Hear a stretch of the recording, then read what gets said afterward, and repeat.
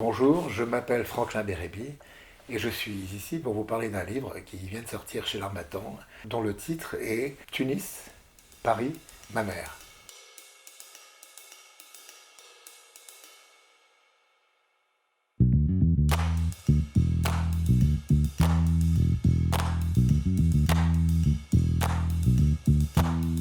Pourquoi ce titre?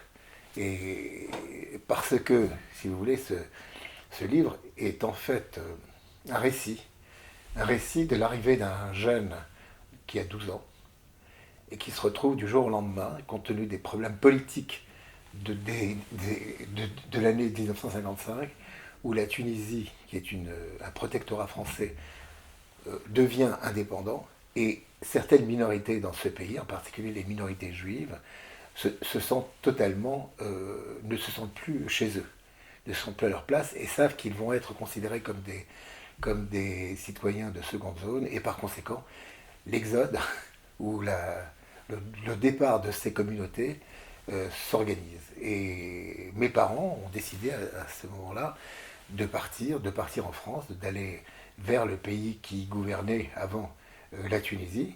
Et donc on s'est retrouvé avec mon père, ma mère et mon jeune frère euh, partant en Tunisie.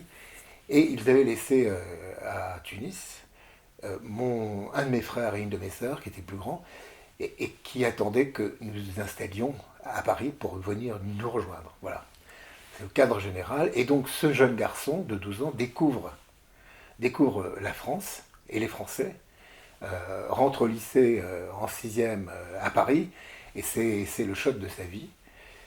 D'autant plus que son père ne tient pas le coup, lui. Il n'arrive pas à s'habituer à la pression qui existe en France, et il décide de retourner en Tunisie. Et donc ma mère se retrouve seule avec deux gamins.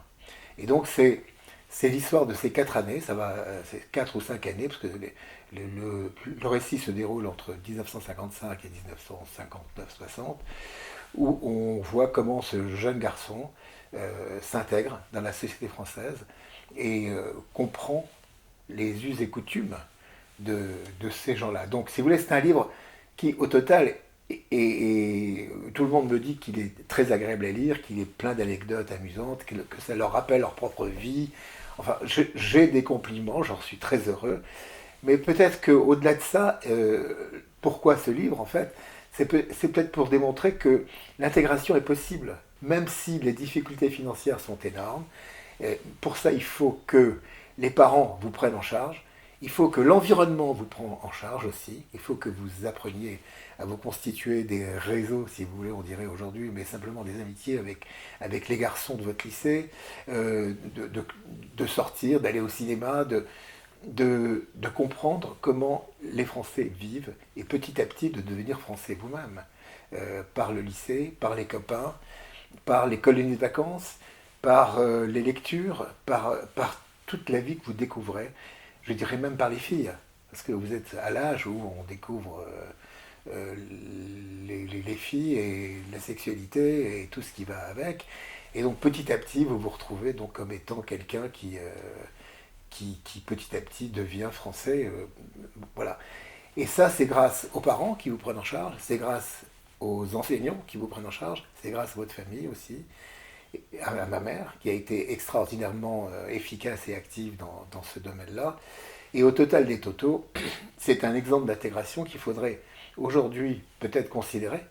Et on voit bien que les problèmes de ces banlieues où il y a des gens qui n'ont pas été intégrés, c'est bien sûr à cause de l'enseignement, peut-être qui n'était pas à la hauteur, ou je ne sais pas trop quoi, mais aussi à cause des parents qui eux-mêmes ne manient pas la langue française d'une manière extraordinaire, qui ne peuvent pas aider les enfants quand ils sont à l'école.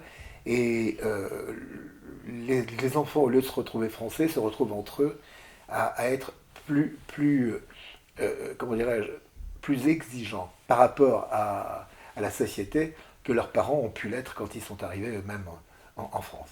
Donc Tunis, Paris, ma mère, c'est un livre sympa à lire et amusant, mais c'est surtout un exemple d'intégration réussie, je crois, Et puisque personnellement, j'ai pu faire Sciences Po après, enfin, etc. Donc oui, je me suis intégré vraiment à la société.